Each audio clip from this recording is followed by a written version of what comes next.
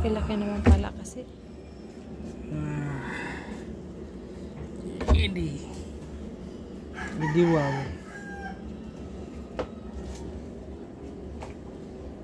Hindi wow.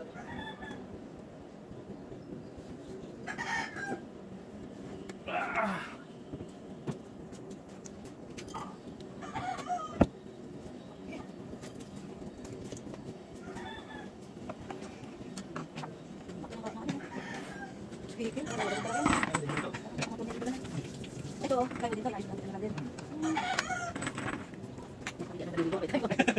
Ilan yan? Sa video.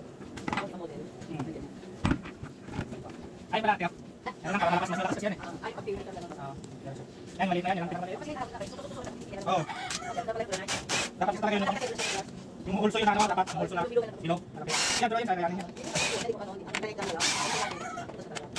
Ito na naman sa uli. Ito naman nagamit.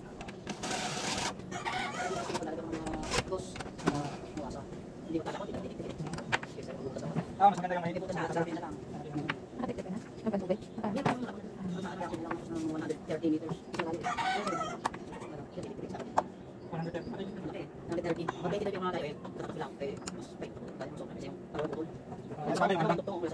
Yung post ng ano? Flexible? Ay, sabog yung.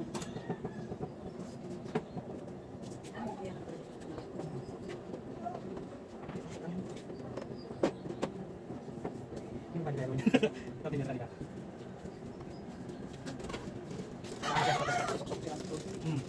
Pag yung masakto, yan mag-fitip sila.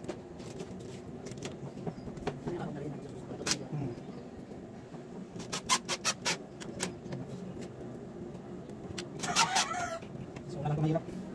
Sali na Hindi naman. Ano ito eh, no?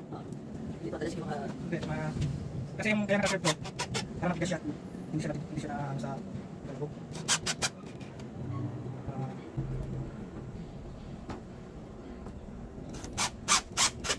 Hawakan mo tayo, ganunin mo. Oo nga, natigas pala. Alam mo lang. Natigas na yan pag naka-curve. Pag ganon, gaganon mo yun pag diretso. Pag naka-curve, tigas siya. Oo, ganon. Hindi kayo mag-alam kung matulta na ito. Okay. Yan na siya mga boss. At tapos na natin i-assemble yung mga speaker. Yan na yung kanyang beauty. Yan yung kanyang top. May plunger na siya. Tsaka ano tawag nito? Rubber fitting. Diyan napipit yung rubber footing mga boss. Kaya mayroon yan.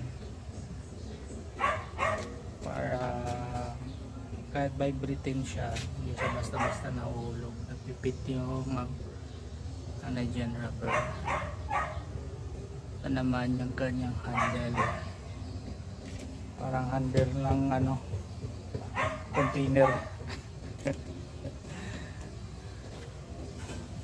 Naka-dual spec on na rin siya.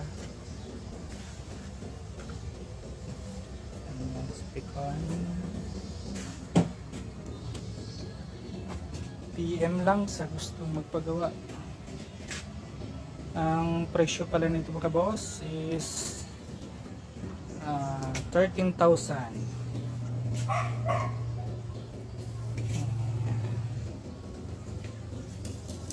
13,000 pares.